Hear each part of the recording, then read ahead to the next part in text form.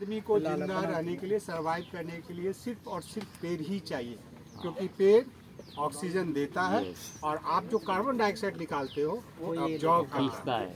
तो हर एक आदमी को अपने ज़िंदगी में अगर 50 पेड़ आप नहीं लगाए हो तो आपने उस पेड़ को कम किया है।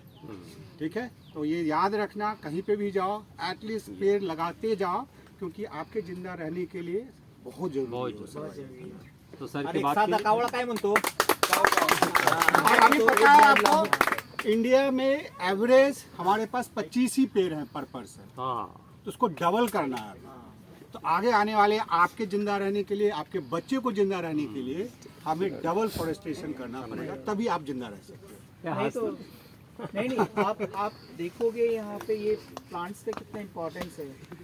आपका जो ग्रीन हाउस को है वो कंट्रोल में रखता है, आपका जो पोल्यूशंस को वो कंट्रोल में रखता है। पोल्यूशन सिर्फ नॉइज़ नहीं, आपका sound pollutions, air pollutions, dust pollutions, इन सब को कंट्रोल करता है। तो ये हर लिहाज से प्लांट्स बहुत इम्पॉर्टेंट हैं।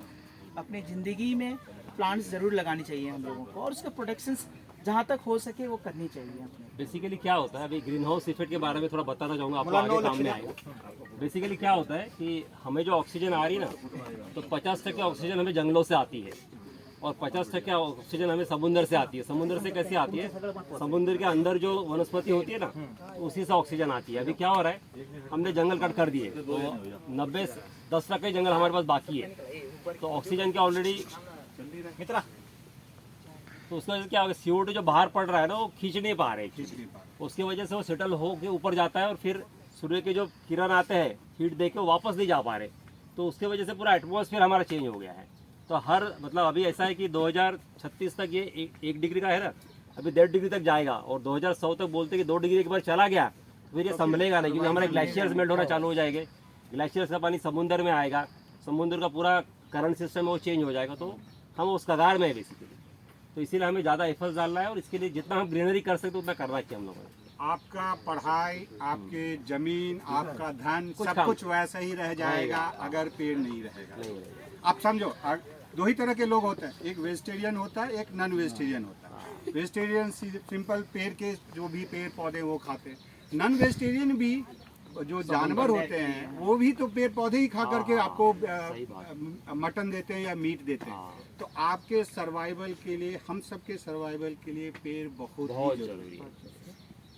तो ये समझ लेना हमारे लिए ज़्यादा जरूरी है, बहुत जरूरी है समझना। आता दिवसेंदिवस पर्यावरणाचा समतोल सगळा ढासळला आहे। आपण असं म्हणतो की ग्लोबल वॉर्मिंग, एक्झॅक्टली वेगळं काय नाही। हवेतली आर्द्रतेचं प्रमाण जे बाष्पीभवनाद्वारे जे उडून जातं सगळं, हवेतल्या आर्द्रतेचं प्रमाण कमी झाल्यामुळं, का कमी झालं तर झाडाची कटिंग जास्त झाली, कार्बन डायऑक्साईड चाललाच नाही वातावरण, पाऊस का पडत नाही त्याचं कारण ते, जसं आपल्याला कसं बुखार झालेला आहे तसं आपल्या धरती मातेला बुखार झालेला आता आपल्या चुकीच्या कामामुळे, आणि तो जर कंट्रोल करायला हवेत जर आर्द्रता असेल तर धूळ पानावरती जात नाही, बरोबर, प्रकाश संश्लेषण क्रिया त्याची व्यवस्थित होते। आता काय झालंय, पिकावरती काय येते, सगळी धूळ येते, त्याच्यामुळे पीक व्यवस्थित येत नाही, त्याच्यामुळे पिकात वाढ होत नाही, सगळ्या गोष्टी साइकिल है पूर्ण, साइकिल है। और आपको जब बुखार आता है तो डॉक्टर दवा देता है, धरती को बुखार आता है तो आप समझ सकते हो क्या होगा। तो धरती का दवा जो है वो पेड़ ही है।